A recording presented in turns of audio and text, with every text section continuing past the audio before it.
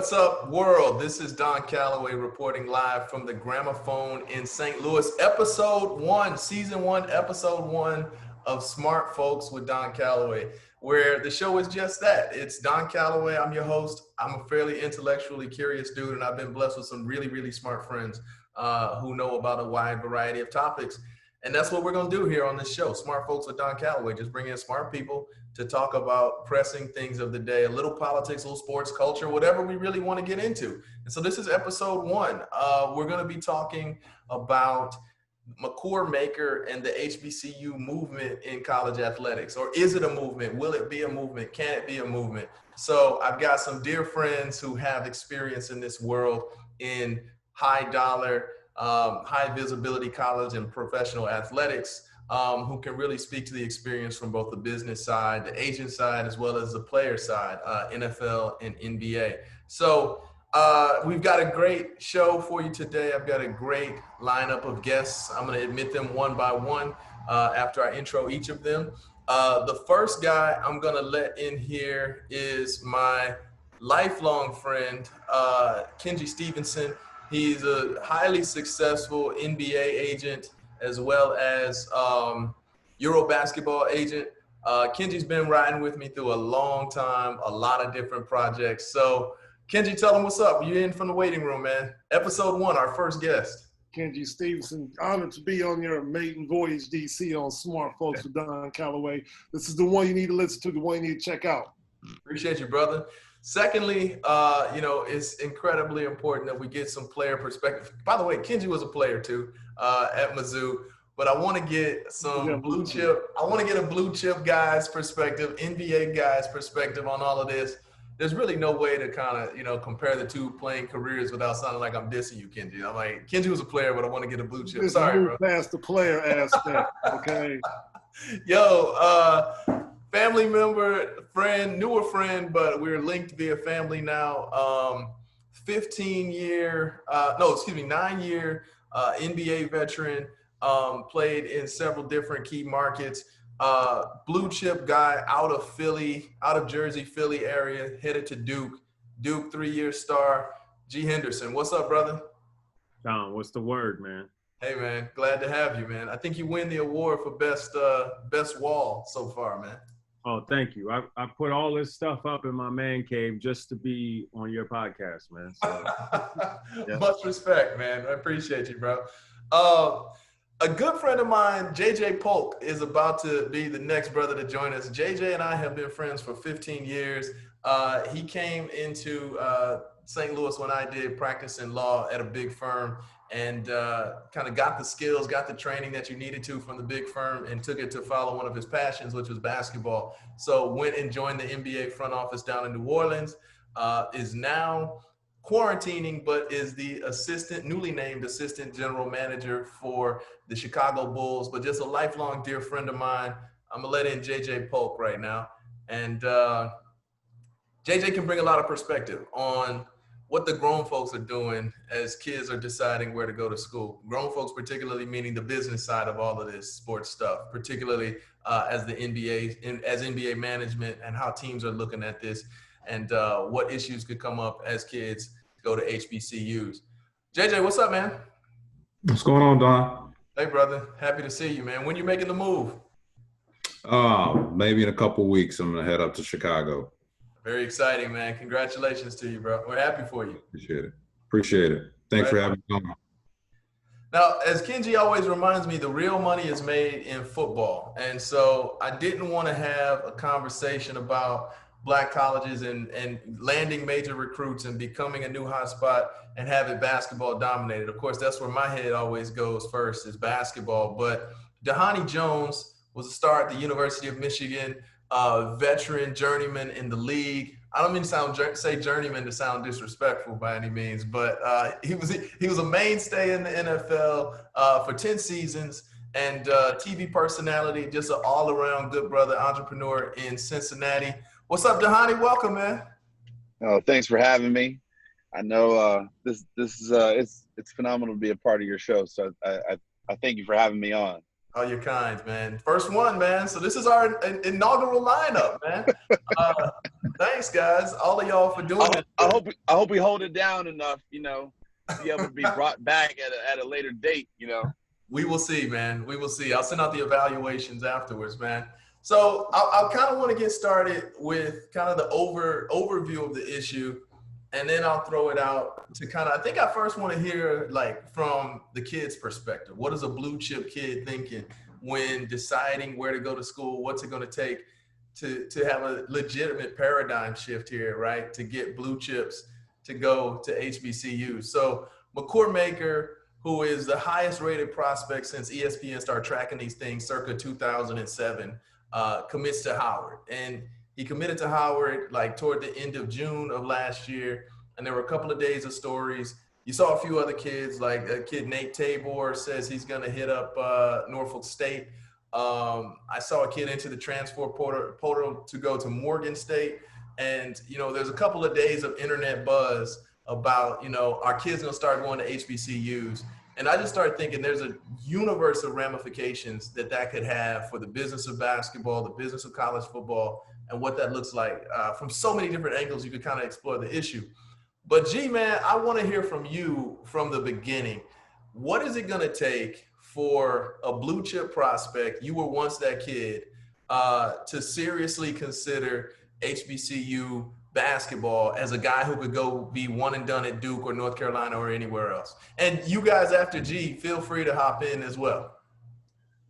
Man, well, I can only speak really from my experience. And, when I was coming through high school to college, about 2005, 2006, and, I was getting recruited by, take your pick of college basketball, of universities all across the nation.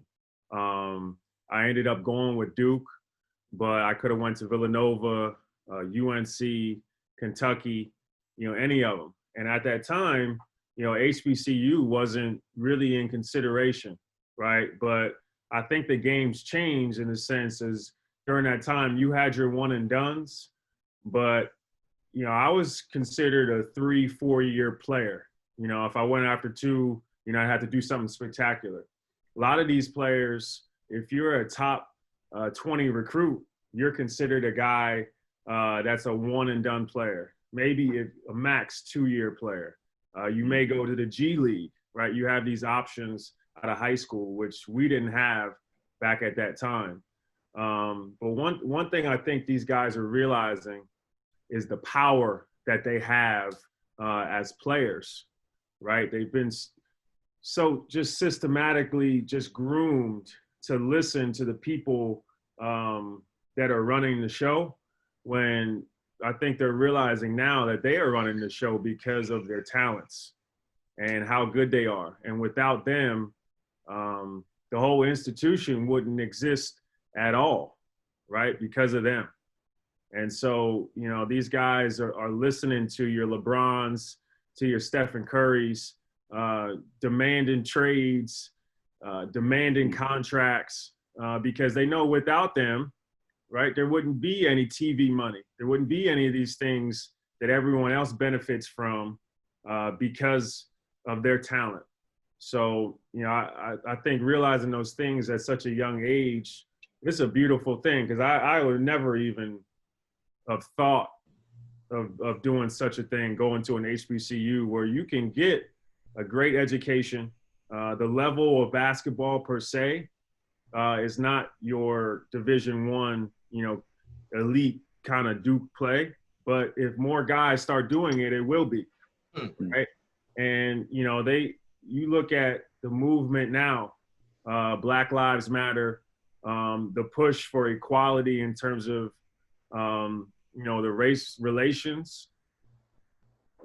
I don't see why not, right? Why wouldn't the top 20 players go to HBCU colleges, right? And if they only gonna be there 1 year, right? Why not bring attention, bring money into these schools, and a lot of them that need them, right? So I think it's beautiful, man, because even those guys may not even end up finishing their education, right? But if you can bring your talent, your platform, bring it to a space where people are going to pay attention to you, and then pay attention to your people and what they got going on at HBCUs. I think that's a great way to spend 1 year. So JJ, G brings up a couple of different things, man, and I think he touched on a lot, but one of the major points I took a note of is there may not be the elite level talent, right, on the HBCU, even the Division I Black college conferences, your MEAC, where Howard is, your SWAC, where Alabama A&M, Alabama State, Grambling, right? So how, as a talent evaluator, I've been watching you do this for a long time, and you came up through the scouting ranks, you've hit the circuit, right? Like, as a talent evaluator, how are you going to look at a guy's performance at a Black school as a guy who's hiring for the league, who's looking to advise your team on how to draft? Is the talent in the MEAC, the SWAC, not being the same as a Power 5, the competition every night, shall I say? What's that mean for you as a guy who's evaluating talent and eventually gatekeeping on whether or not somebody gets to the league?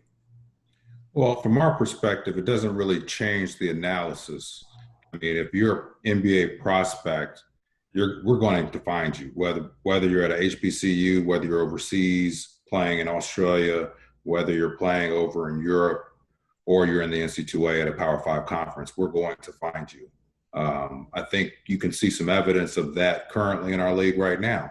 Giannis played over in Greece before coming over at a lower division, not even a Euro League division. So from that perspective, and he was found, so I think the league, in terms of scouting, in terms of talent evaluation, we're already there. We're on the ground wherever the talent is. So from that perspective, it's not going to kind of change our assessment or analysis by any stretch.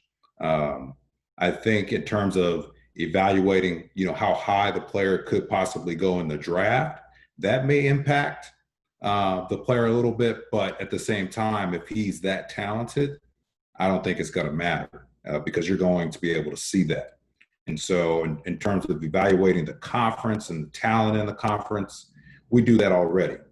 So your strength of conference, your strength of schedule, those things play into the analytical approach in terms of scouting, as well as the, your human subjective approach as well. So those things are already calculated in and baked into the equation. So from that perspective, those things aren't going to change. The only thing that's going to change is you're going to be attending games at, Jackson State, Alcorn State, or wherever the talent is. So Dhani, I've talked to all of these guys about one thing, and to me, this issue seems bigger in football than it is in basketball.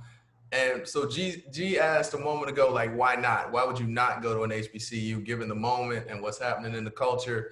And it seems to me like it maybe even for a greater degree to football, maybe so than basketball, is the concept of facilities, which seems to be like a major kind of drawback. And I've talked about this with, I think, Kenge at least and JJ, a kid coming out of high school, Black colleges simply don't have those state-of-the-art facilities, right, to show off.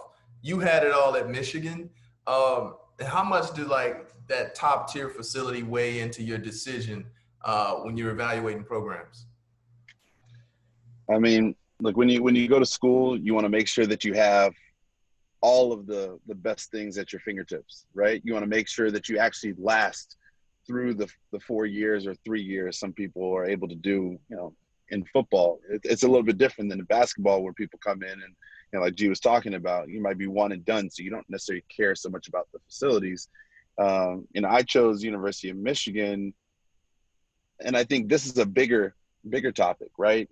Are you choosing your school because you're going to be there for 1 year? Are you choosing your school because you're going to be there for 3 years only to play your sport? Or are you choosing your school because you know that the game only lasts for a certain amount of time, right? And so there's another, sort of variable that you have to throw into the equation as to why you might pick Jackson State versus Vanderbilt. If I'm thinking about, in the grand scheme of things, I'm measuring up those that have been in certain places, in certain rooms, in certain businesses. I have to really take into consideration the alumni. I have to take into consideration those that have been prominent figures of the university that are going to allow me to continue. So I know you to well move enough. forward. I know you well enough to know that you've thought about these things at 18, but like, it's Daquan, you know? Mhm. He has to. And if you're not thinking about it, then you're only thinking short term about it. And it goes back to G's talking about, you have to have the right people around you that are guiding you through these processes to make sure that you're choosing the right university.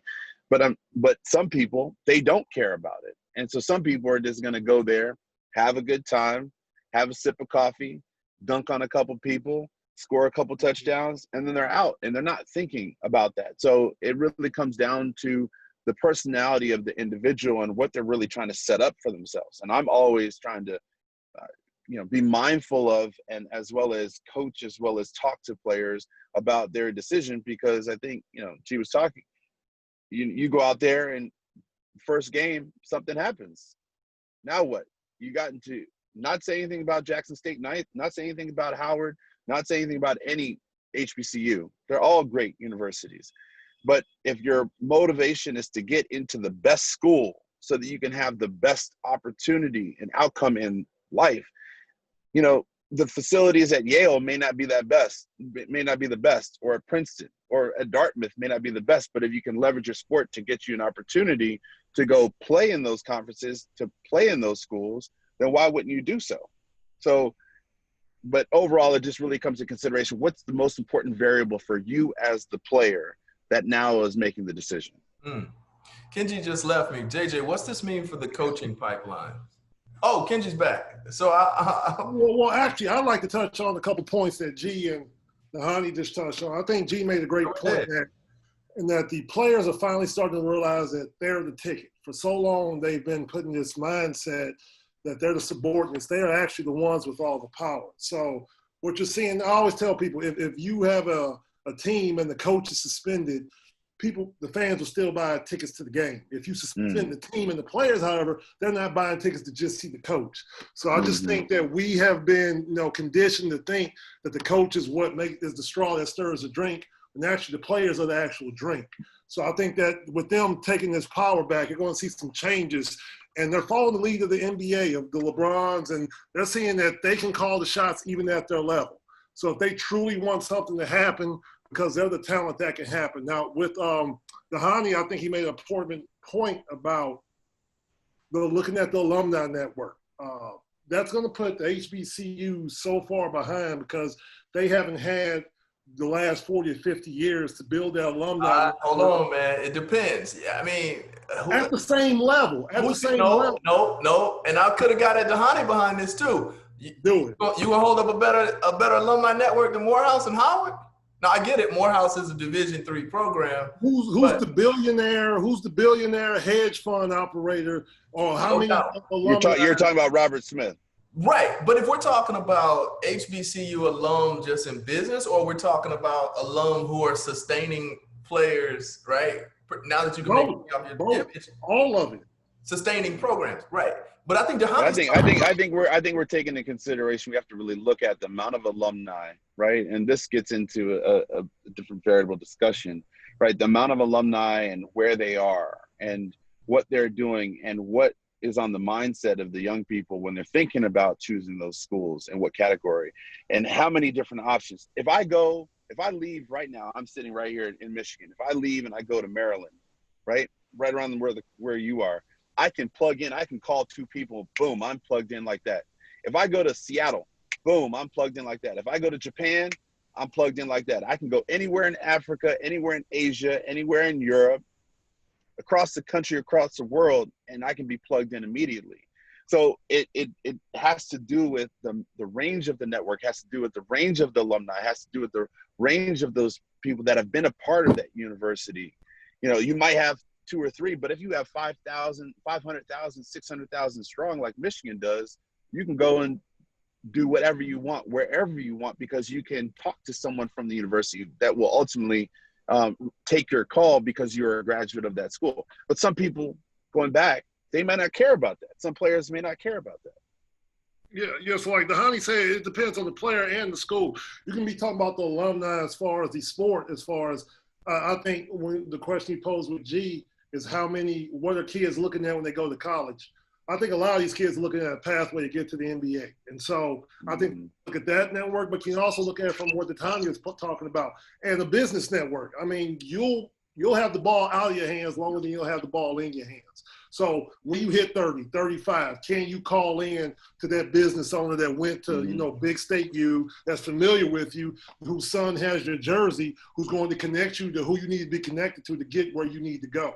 I think the smart recruits look at that. It's so easy to get in the right here, right now. I'm trying to get to the NBA. Where can I go for that 1 year? But if you look at it strategically, and you go to the right university, you can have your whole life planned out by going to that university. So I think that's where they're going to have the gap that they have to narrow, which is going to take time if we see this influx of players. But they're going to have to narrow that gap to where the benefits of attending Big State U aren't that far apart from attending HBCU. And I want to mention too, and I don't have a list in front of me, but, like back when my dad used to play in the 80s, right? There was a huge number of talented players that used to come from HBCU. Right, college. there were many more. That's right. There's many more, and it doesn't happen, nowadays. But back then, guys were going to the HBCU colleges. It wasn't until regular, these other schools saw how talented these players were and really saw what they could do for them, right? That they said, okay, we're going to bring you to our college. Now, they're bringing these players here and they're saying, okay, we're allowing, these black players to come here, right? When really, I feel like it's only because, they saw how talented these players were, how they could elevate their programs, and in the end of the day, a lot of this stuff is about money, right? So when it comes down to it, in the NBA as well, these players are so talented. They bring so much money to the NBA. Without them, right, this league would not be what it is today.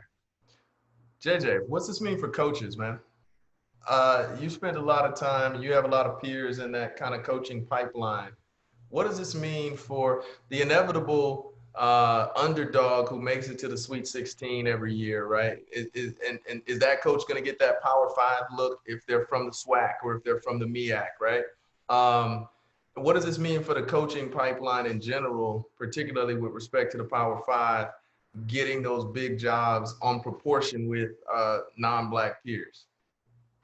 I mean, historically, just the example you gave in terms of success in the tournament from a smaller school, that definitely positions you for an opportunity at the Power 5 level. However, we have not seen that in the sense of a historically Black college elevating that coach to a Power 5 conference. So I think that element of it is obvious and apparent. And I think those opportunities will be realized in the event that more kids decide to go to HBCU route. Now, if you have, let's say, for example, a new Fab 5 decides to go to Howard, right? Then Howard goes to the Final Four. That coach, whoever that coach is, will have opportunities, no doubt. I think that's from my perspective, I think in theory, that's pretty obvious. But the question becomes, will that Power 5 assistant coach, decide to forego that path to go to an HBCU to coach and take that opportunity and try to create his pathway to the Power 5 from the HBCU route? That I don't know, in terms of the analysis, how that's going to look, and we'll have to wait and see from that perspective if that changes. So we saw McCord Maker, and, we're just going to brush over for the moment that because of COVID, McCord may never suit up for Howard, right? If play doesn't start till January, he decides he's a one and done guy, then it was a great thing that never really fully materialized. We'll see, right? I hope he does. I'm a Howard season ticket holder, but we'll see what happens. But basketball to me seems significantly different. Dhani, what's it take to get guys to start?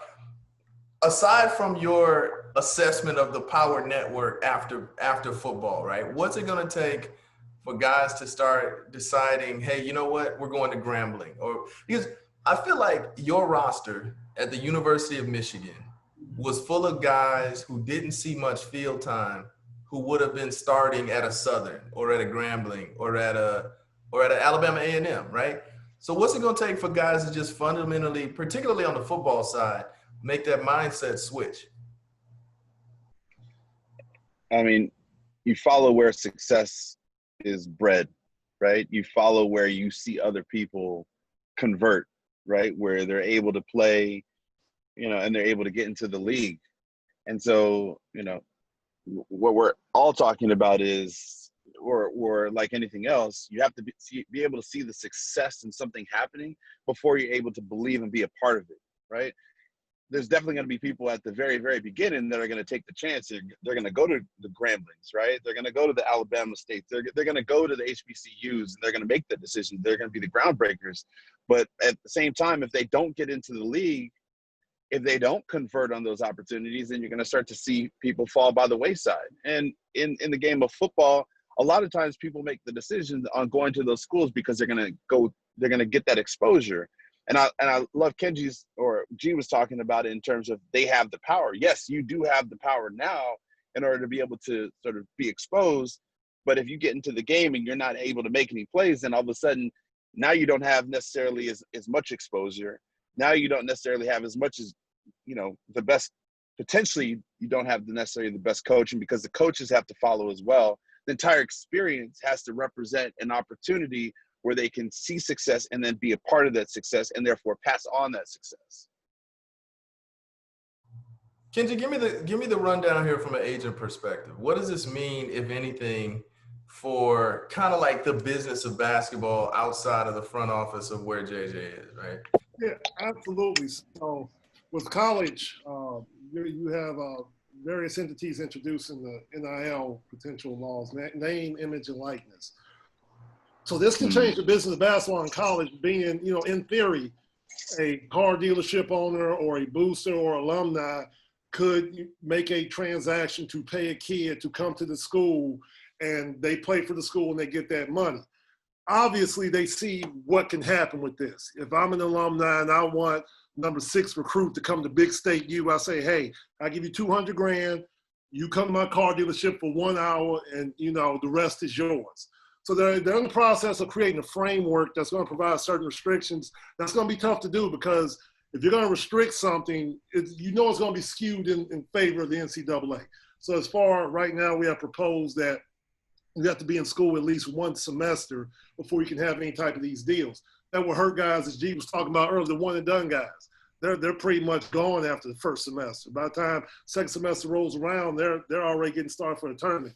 So we're going to have at schools that are able to pay these kids one time from several different entities, whether it be through social media, whether it be through product sponsorship, endorsing the product. There are ways that they're going to be able to get money into these kids' hands. Now, I think the NCAA has seen the problems, not problems, but what can happen with this as far as the workaround. So they're in the process of creating a framework as far as a certification process for the agents, as well as an overseer, such as an NBPA for the NBA, for the transactions or the deals that will go down with the college players. It's going to be interesting to see. Obviously, the bigger schools are going to have the deeper pockets to get things done. So that's going to create an advantage, but it's better than the kids not getting paid. So even in a world where kids decide to start going to Howard and the Hamptons of the world, they're still going to be disadvantaged because of name, image, and likeness going into effect, right? Yeah, potentially, because if you look at Dhani's point, if you have a huge network of 600,000, all these business professionals that graduated from a certain university, so that they took those credentials and worked that into a great job, a profitable job. These people still care about the football and basketball teams. So these boosters, you can talk to these guys, these boosters love to do that type of stuff. The closer to the program they are, the better they feel. So you can have a network. If you can have a guy here willing to pay a guy to say something on a commercial for 10 seconds. You have a guy in this, so they're going to have a bigger network, whereas the HBCUs don't have that. They might have, a smaller network to pull from. I think it does create a disadvantage, and you're going to see that the bigger schools, are able to offer more money for the kids, because that's what it is. They will offer more money for the kids with HBCUs. And so it's going to take a little. The HBCU is going to have to do a little bit more work to present their university as a viable option. Gee, how much do parents have to do with your choice, man? Ultimately, like if you're going to see this generation of, you know, folks like ourselves becoming parents, we're not going to think we're that old. We're still hip. We're still in the mix. How much influence will we have in terms of saying, like, all right, maybe let's take a look at a Hampton or a Howard or a Alcorn State, right? I think that's a factor that you also got to throw into the decision making when you're 17 and you know you're getting recruited at 13 years old nowadays. But as your hey babe, quarantine life here. So you know as you're a young man, you know you're making big decisions like this, and you know you need the guidance of if it's your parents, excuse me, if it's your parents, whoever it is, you know, helping you along to make these important decisions that's going to affect the rest of your life. I was blessed to have two parents in my household, each who went to college. One who, you know, my father who played in the NBA before me. So in all my decision making growing up through the NBA, you know, he had been through the same experiences as me, right? That's extremely rare, right? That's beyond 1%. So, you know, I think as these kids are young, you need the guidance of your parents. And like Dhani was saying, if you're making a decision, right, to go to a HBCU, there's risk with that, right? Say it doesn't work out, right? This is a path that has really not been proven in this day and age. So say it doesn't work out. So now the streamline of players potentially afterwards, right, could be smaller, right?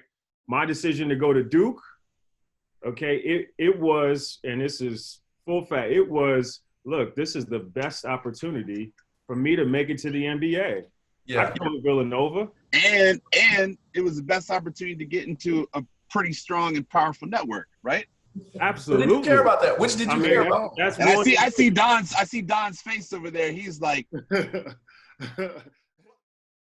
some of your other institutions, right, that are considered top line universities, University of Kentucky, right, or North Carolina to a certain extent. I mean, your academic network or breadth of network, like you said, Dhani, is why, you know, you can go to any country potentially, right, and tap in. Mm-hmm. But I don't know if not potentially. I know. I know, because I've been there. I've been in the back. I've been in the sort of the back region, off the beaten path of China, and I saw a Michigan shirt, and I said "Go Blue," and it was like a graduate from 1976 who was there with their family. So trust me, okay, we can go anywhere. But I fell off for a second. My internet was. Oh, he's back. Oh, now he's back. Yeah, we'll run the show. We got. You guys go right ahead, man. Hey, I actually got a point though. I think so. I think the HBCUs is one route, but I think that maybe just to the point of what we're talking about, the power of the young person, the network of the universities, and the one and done. Why wouldn't you go to an Ivy League?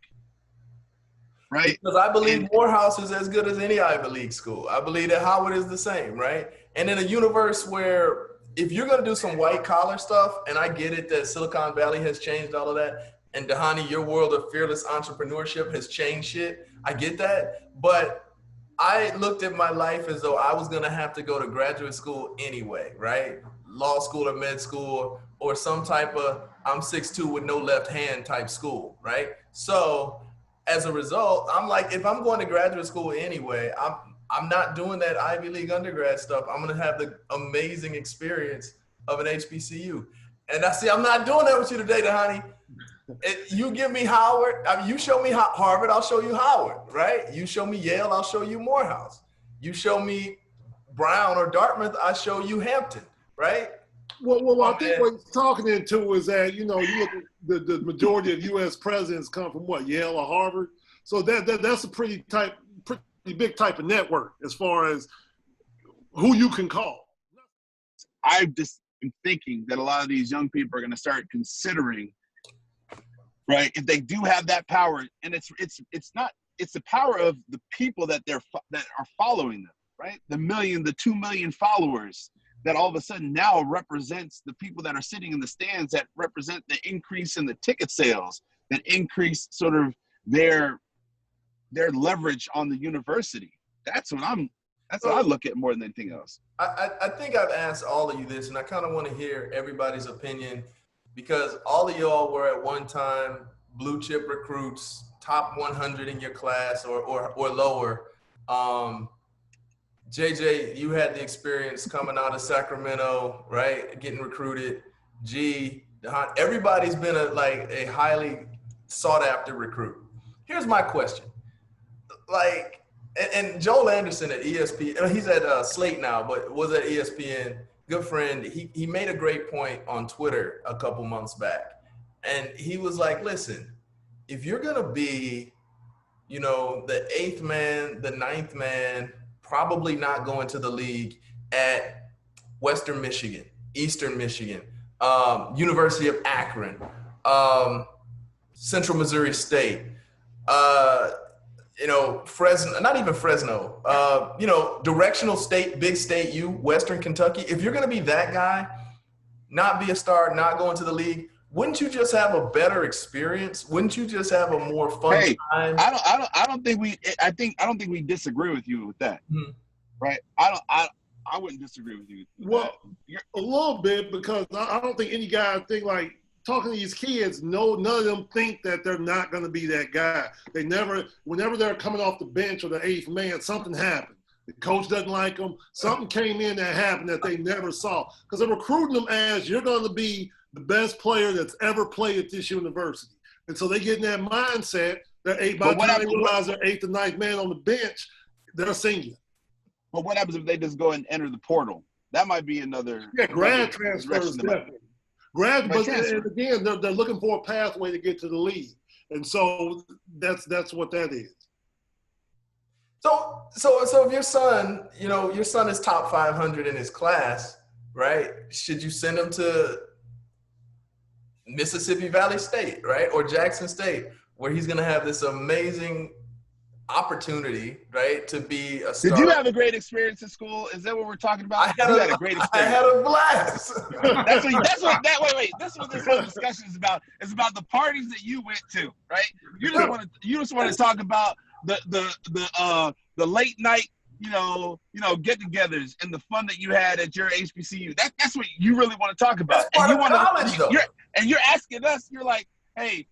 You went to Michigan. You definitely didn't have as good a time as I did in my school. Like, what are you talking about? I had a great time at my university. I'm sure you did. I had a great time at my university. Yes, it's true. There weren't a lot of black people at my university. Guess what? I found all the black people in the university. And yes, we had a good time at the university. And guess what? I played on the team, and I wasn't even supposed to be a starter on the team. Oh, that's why they wanted me to walk on. So I get what you're saying. That's why my example was not the. No, I hear you. You just want to talk about your party. Look, my man Kenge. Don, let me tell you something, Doc. It's not a bad time. It's not. He at the university as a Division I athlete. You won't have a bad time. One of my main guys. This whole show is about recruiting players to go to your school. That's all it's about. I'm gonna tell everybody to go to the University of Michigan. One of my main guys played at the University of Missouri, and he didn't get a whole lot more minutes than I did, right, over the course of his playing, but he had an amazing time. That's why I don't think it's proper to compare the HBCU experience to a Power 5 like you guys did, because I think you're gonna have a blast.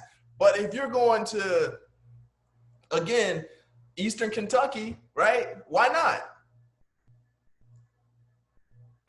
To piggyback on what's been said, I think it's a great point in terms of if you're going to be, 6, 7, 8, 9 man, why not consider a different institution where you may be the star or you may be the first, second, or third option? Was that a better pathway to reach your goal? Potentially, I would say yes, because I think to Kenji's point, every player thinks he's going to the league, and it's very rare that you're going to find a player with the ability to have some perspective on, I may not make it. But so I might have to have a plan B and plan C. And if that's the case, then I might have to, attend a different university or make a different decision. But I think in terms of what you're saying, I think Dhani brings up a good point. What does the transfer portal look like? Is that an opportunity for HBCUs to then leverage those opportunities to kind of elevate their program? I think that's a realistic point of view.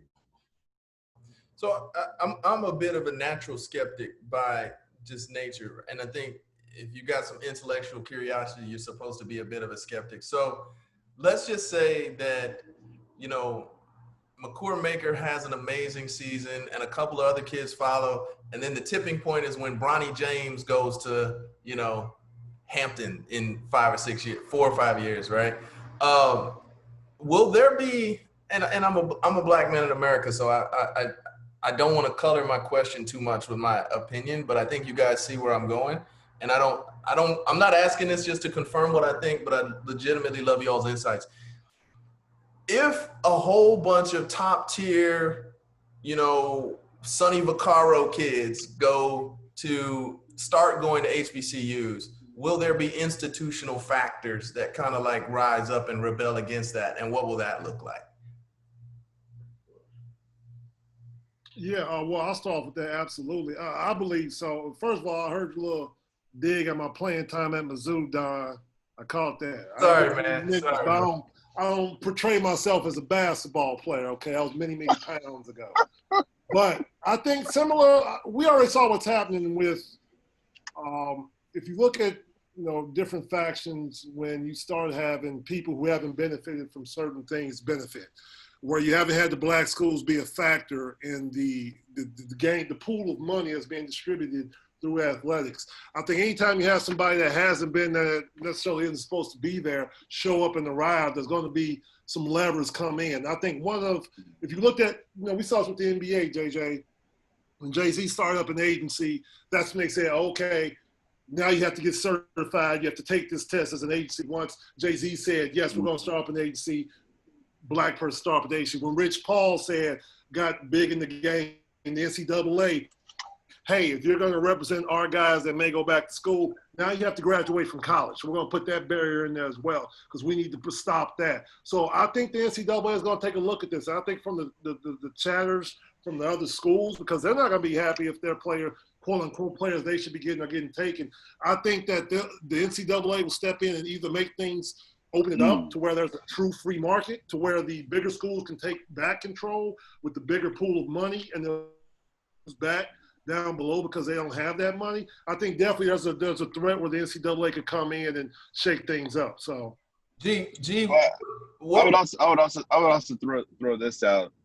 I think most of the money comes from television rights, and people are cutting cords and moving to streaming platforms. And so, just agreeing with Don, if some of the players start to go towards HBCUs, then all of a sudden the networks are going to start cutting different deals,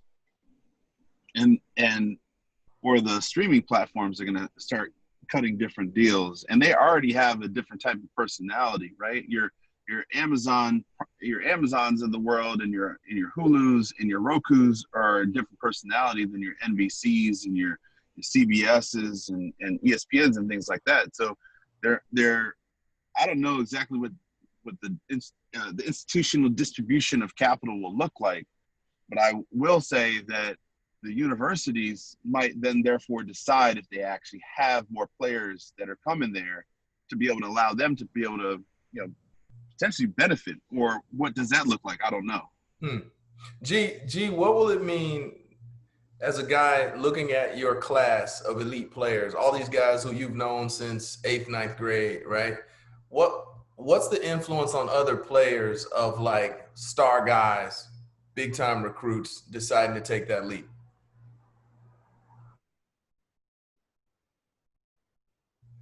You're muted, brother. My fault.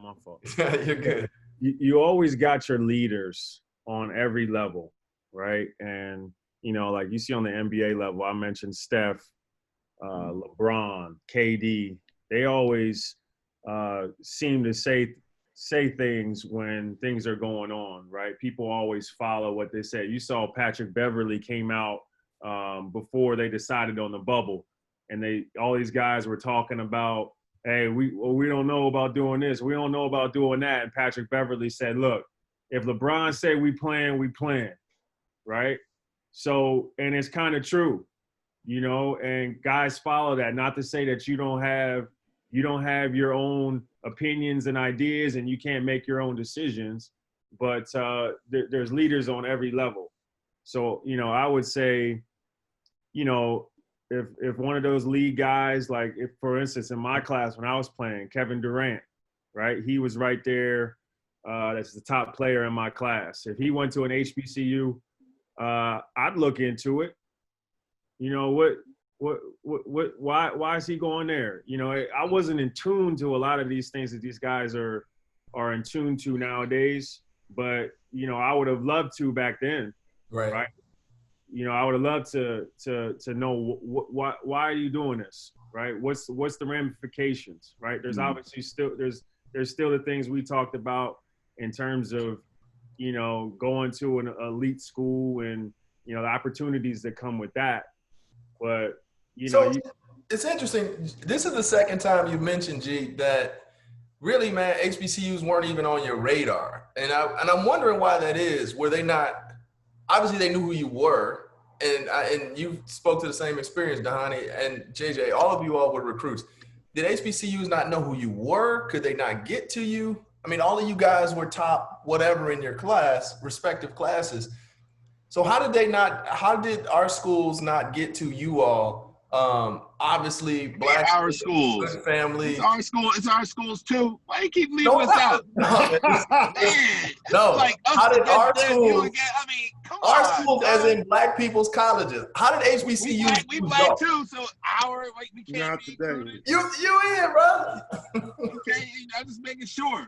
You're the making sure. I'm including the royal we. To me, it's almost like an unsaid. It's like an untalked about, like, just unopportunity thing. It's like, why would we waste our time on guys we know that are going to go to some of these elite colleges? Like, it's, recruiting's not free. They got to spend money on plane rides, cars, rental hotels, right? Spend time texting, calling these players. And that's time and money, right, that you can't get back, right? And that's time and money they could be spending on getting guys who they actually feel they have an opportunity to get, right? So, now that it's become a real thing, you best believe they're gonna be spending their time on some guys that they would have normally not been able to come to their school. And also, G, if you could, I think that this could illustrate something. G, what was the most extravagant recruiting trip you had? Oh man. Are you allowed to talk about it? I'm about to say well, everything's above board. Of course it was. Of course it was above board. So I'm talking about the best party that I had. I'm talking about this as far as a school presenting itself. Like, here's what we have to offer. This is our facility. These are our trainers. Like, what was the most extravagant? Because the way I look at it is that the HBCUs don't have that, and that makes a huge impression on like an 18-year-old. So how are these schools like presenting themselves to you that just knock your socks off? Well, when Don asked the question about how big of an influence do the parents have, okay, so I got a story when I went to go visit North Carolina, okay, and they were, probably third on my list at the time. And they did their research on me. So Roy Williams knew that I was a golfer. I played golf since I was 7 years old. Okay, so we went through the whole campus. They got a beautiful campus over there. Okay, went through the whole campus, did all the things that I did at the other schools. But then for lunch, we went out to the driving range. Okay, on the on-campus golf course. Okay, on campus, yeah. Right? Okay, we go out there. They got a picnic laid out. Okay, we're out there. The golf coach and the golf team are out there. I'm out there striping 4 irons out there. Funny story. Roy Williams, he was talking about all this golf he plays, all these golf courses, and everybody's played with. He shanked his first 10 shots. No lie. Right into the woods. I lie to you not. He was doing that in Fresh U, you know. Right. I And played then golf. Hit them straight that day. Maybe you end up in Carolina blue. never. Never. But look, so after that happens, okay, we're sitting down for lunch, and we look back, and Roy and Dean Smith is walking up the driving range, right, to come say hello. Okay, so some of these, and my dad, okay, who went to VCU and grew up in that 80s, 70s area of basketball when Dean Smith was at his height, right? He loved Dean Smith. Right. My dad grew up in Richmond, Virginia, all along this ACC coast, where he saw him, and Dean Smith was like a god during that time. And he's seen as maybe one of the best coaches of all time. So, the resignation with all this stuff and all the facilities, like you mentioned, all the things they can bring to the table, it's hard to challenge those things if you're a small school. If you're a player, you got to be doing it for a cause. And that's the thing. I think that's, from what I've gotten from all of you all and just thinking through this, it comes down to those two things. Like, it's a hearts and minds issue, right? Like and that's where kind of like the parents come in. Like, you have to decide that this is a personal cause for you. And I think we saw some of that in McCour Maker's statements and interviews about why he's doing this, but also the facilities thing. I think the facilities part, JJ, you have a good facilities story, man. I'll put you on the spot about it just comes down to that, as unfortunate as they may sound. No, I think it does. I mean, I think to G's point a little bit, it's the generations of wealth that these institutions have accumulated over generations. And I think that's what you're up against as an HBCU, trying to kind of, get a stronghold in the game. And, I think from my experience, at least, this was a long time ago, it was shoes. Everybody wanted Nike. Everybody wanted, Adidas at the time, or Reebok, or, as obviously, Under Armour now.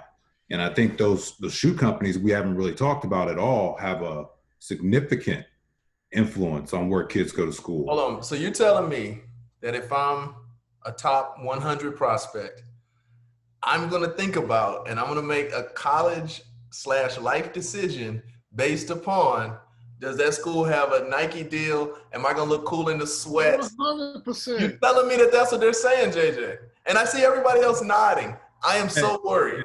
Hey, no, don't put words in my mouth. Don't put words in my mouth. The kids went to University of Michigan just because we got Jordan. We have, we're Jordan. Stop. It makes a huge difference. Now, I mean, kids that won't consider a non-Nike school, Right. I don't understand that.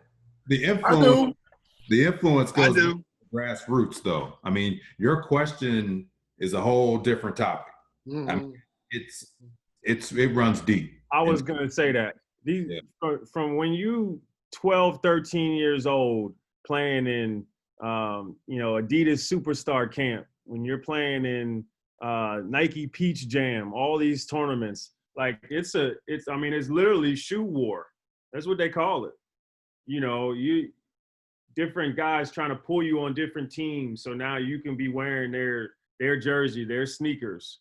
It's a big time thing. It's what he said. It's a whole nother conversation. And this is at 12. You mentioned Sonny Vaccaro earlier in this conversation. He's right in the middle of it. He's passed now, but he was the kingpin of that. I mean, just take into consideration, when people play football, I wore the same helmet. I didn't want to take that helmet and change to a different helmet. Right. Right? Because like I remember. This is my helmet. Again? I like it. This is my helmet. This is my helmet. This is my helmet. Exactly. This is my helmet. Exactly. Right? Last game I played, I had 12 tackles. I had 13 tackles. I had 10 tackles, 2 sacks. That helmet. All of a sudden, a trainer comes in and messes with my helmet. The next game I go out, only have 5 tackles. That trainer, I'm upset with the trainer. You messed with my helmet. Right? So you think about your shoes.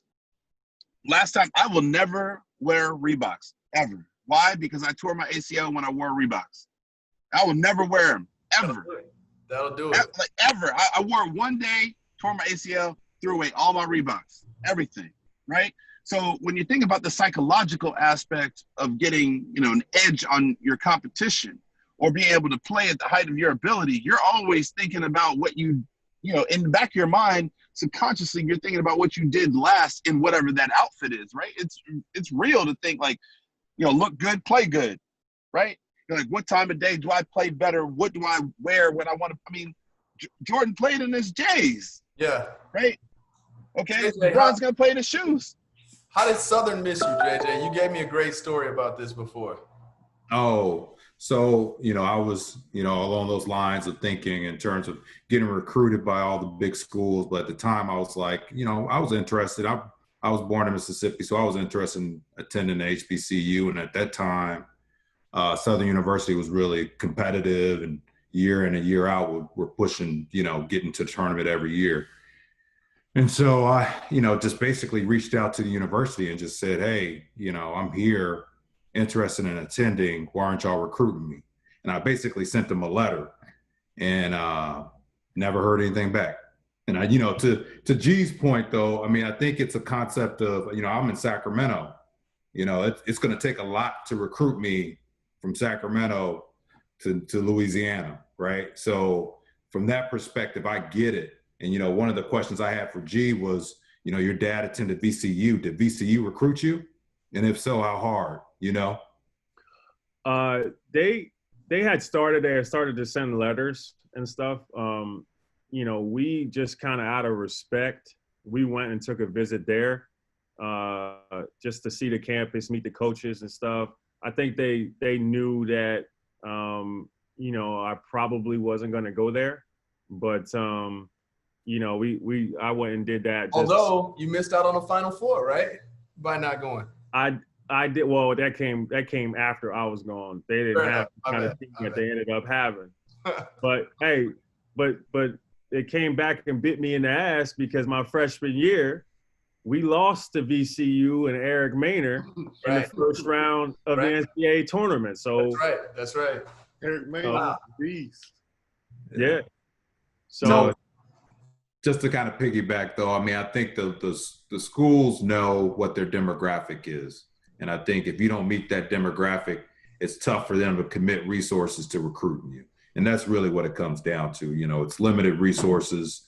If you have the ability to go out and recruit across the nation like Stanford, like Duke, like most big universities, then you can commit those resources. But, a lot of times it's HBCUs got to stay local or regional. So I heard you guys, I think you made this point earlier, JJ, Kenge and G, maybe you guys can confirm, but I don't think we've heard about this on the football side. Can you still make it to the league from an HBCU? One of my classmates was Robert Mathis, right? But I still think he's definitely in the minority. I can think of him and Aeneas Williams and Walter Payton, all from the SWAC off the top of my head. JJ made a really good point earlier about how the recruiting pipeline has been happening for 10 years. These kids are on our radar. We know them. If you're going to be a one or two and done at a black college, we still know that you have the talent by the time it comes down to letting you in the league or not. Is that the case in football? Is there a harder path, do you think, from a smaller school?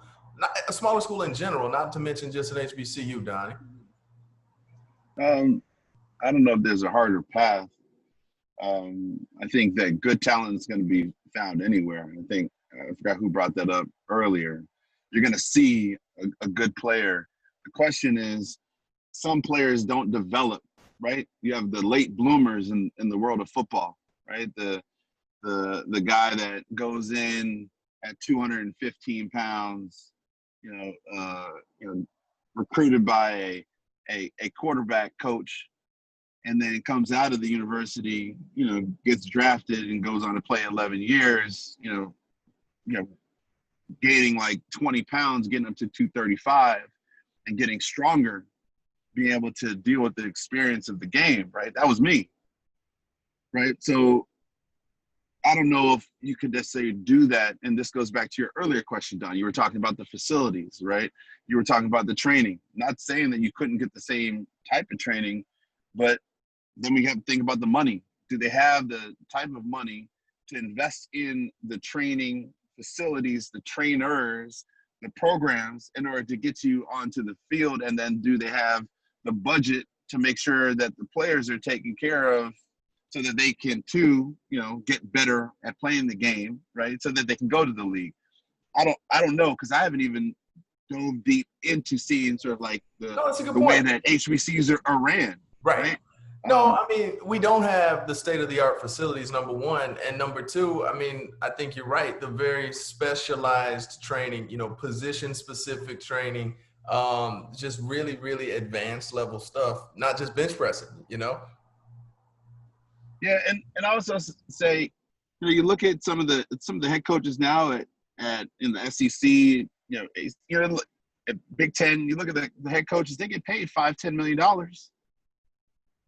Right? So think about all the rest of the money that goes into effect. That's a lot of money, right? And so it goes back to there. I think as I'm thinking about this whole conversation, right, Don, I love that we're going down this route, but the fact is, you're playing from behind. You're not even starting on the line of scrimmage. Right. You're starting behind. Right now, G was pointing out how before a lot of people, or maybe you did, a lot of people did go to HBCUs, and that was the track. But the world was also different then too, right? Some people couldn't go to the white colleges. Right. They couldn't play in the white colleges, right? So that was also a part of the equation. So people or the HBCUs are not starting on the same line of scrimmage. Yeah. There is a $20-30 billion endowment at some of these schools to be able to do whatever they want, right? And so when you think about those numbers, and I don't know the endowments at all universities. Let's just say the biggest I don't know, what's Morehouse's endowment? It is 1/1,000,000th of Harvard's, which is several billion. But Morehouse and Howard probably have the largest HBCU endowments, and they might be, $10, $15, $20 million. $20 million. Right. People that go to University of Michigan make $20 million in a year. Yeah. Think about that. A graduate makes $20 million a year, and the endowment of the university is $20 million.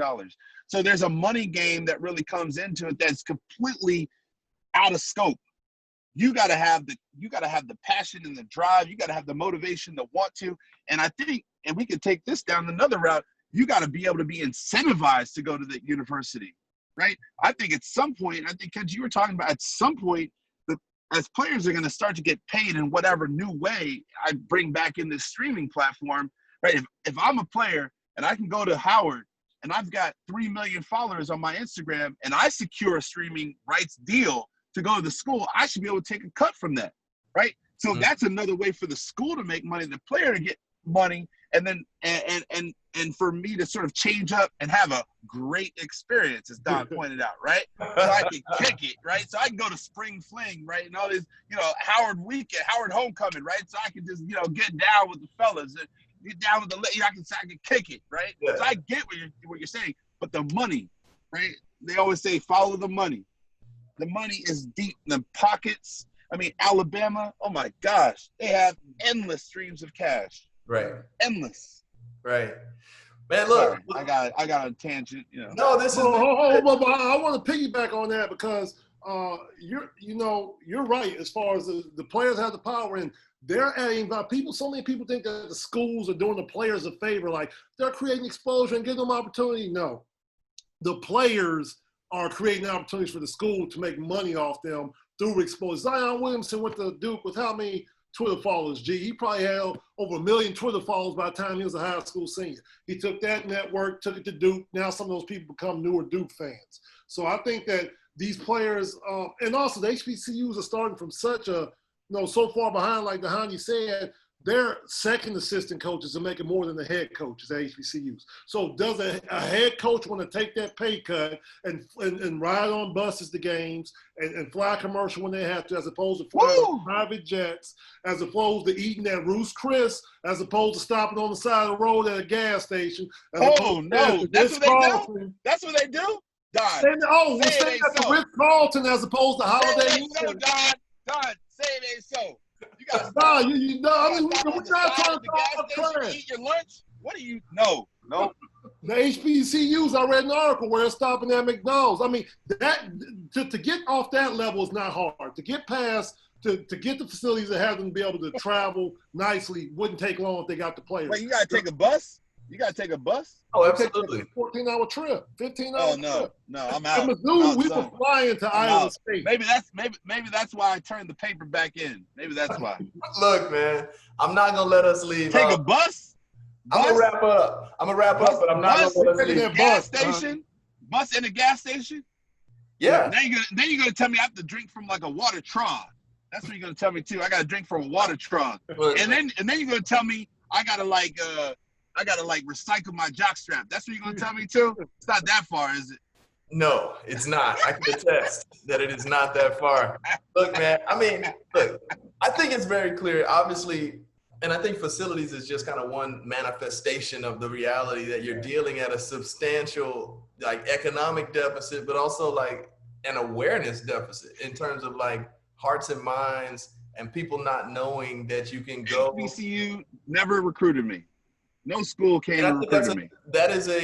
So I think that's a practical decision, like you were saying, like they knew you're out of their league, and why waste those resources, like G is pointing out. But I still think that's a massive loss. That's a massive. I would have loved to take a visit. I never got exposed. I never got offered. I never got, recruited. Yeah. Nobody ever called me. I think that's a massive loss, right? I mean, maybe I missed out. What was that? Was that an episode of Blackish? When Junior decided to go there, he had the best experience ever, right? Maybe. Yeah. But that's not a knock on the school. Those schools, if they don't have the resource, they have to go after guys that are gettable gets. And if they determine that a guy from Michigan or a guy from California, that's too far, and the chances is they won't commit. They say, hey, we got to recruit the kid that's 10 miles down the road that's familiar with us, whose father went here, that's going to come here because we don't have the resources. So that's a resource thing that's easily correctable once they get that cash influx. They still got to get the money though, Kenge. They got to get the money. They got to get the players first to get the money to get to the tournament. It's a big if, but we're seeing the start. Or maybe you could do both at the same time. Yeah, exactly. To get the exposure, to get the little things such as the food and the travel, that's something that can be fixed correct. It's not like facilities. Facilities going to take a couple decades as far as straight cash flow being pumped into the system to upgrade those facilities. That's not something that's immediately correctable. So I want to wrap it up on a high note. I feel like I have two somewhat pessimists and two optimists. So I need my optimists. Label them. I need my three optimists to close this thing. G, answer for me is McCourt-Maker the last? Given all of we've identified a lot of headwinds, right? And a lot of like, why can't it happen? But I always want to end on the why can't it happen? Like dwell in the universe of the possible, right? So G, is McCourt-Maker last? And if he's not going to be the first and the last, then what needs to happen? Then JJ, you're kind of a voice of reason in here, man. As opposed to, not that you aren't, Dhani, but JJ, give us some adult perspective here for the end of this, man. As the senior in the room. Adult perspective. Okay. All right, G, go ahead, man. I think a lot of this stuff, and because we're in such like a compromised time right now, I think a lot of this COVID stuff has got to either die down or get back to normal, right? Somebody mentioned on here, Maker may not even go to college, right? It may not happen, right? So if he doesn't do that, then who else wants to be the first guy? Right? Who wants to put themselves out there? I think Bronny, I am starting an active lobbying campaign for Bronny today. I would love to see that. I'd love to see that because now he's an outlier because no matter where he goes, he's probably going to be successful, right? You can't look at him going there as a 4 or 5 star, another 4 or 5 star recruit. You can never compare to that kid in terms of the resources that he has to be able to be successful. Right. But I will say that it's going to take it's gonna take time. You gotta watch it. And you know, I'm doing in my business. Me and my wife have a real estate firm.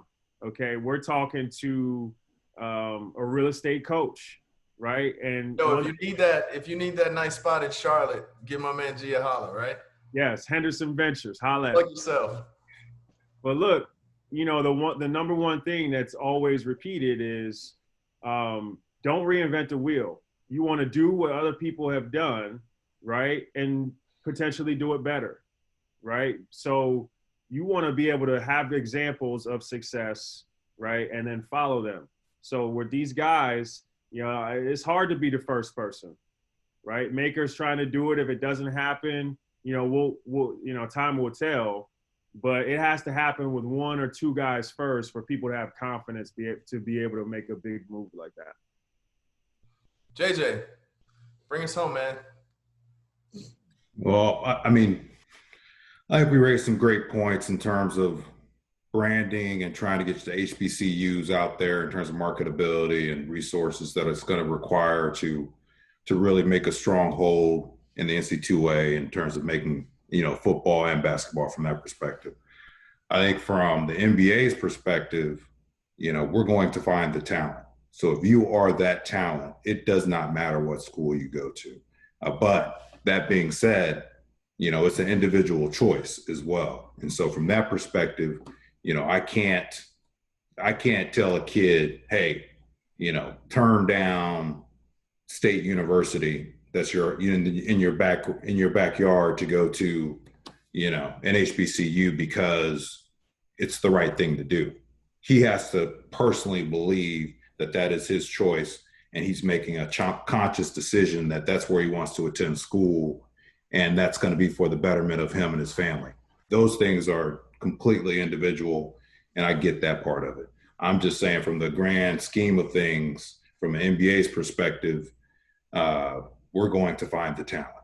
So if you're that talent, we'll find you. And I think the NFL is the same situation. I think that's encouraging, man. That's good to know. Guys, thank you all for doing this. You blessed me, man. First episode, time well spent. And I really appreciate all you guys taking time. Are we missing anything? What do I need to get to before we close out of here, Dhani?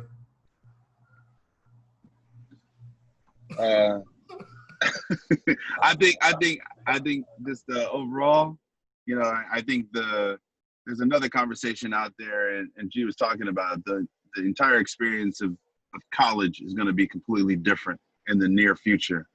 And so how you as a collegiate athlete are evaluated and the games that you're able to play and what that looks like, we don't know. So we're all you know, basing a lot of our opinions based upon the past, and the future is going to look completely different coming out of COVID-19. And so we'll see. I just hope everybody has a great experience at college like I did. Go blue. Go blue, brother. Go blue. I'm sure you had a blast. Yo, thank you all so much for doing this with me. This has been episode 1, season 1, first try of Smart Folks with Don Calloway. Obviously, all these brothers are legitimately smart folks, and I appreciate all y'all's perspectives here, man. Thank you all for doing this with me. And any of y'all are welcome to come back anytime. Just hit me up if there's something you got to get out. I imagine I might hear from one or two of y'all again. Oh, you're going to hear from me. Fantastic, yo. Thanks so much for doing this, fellas. We appreciate it. Thanks, fellas. All right. Later.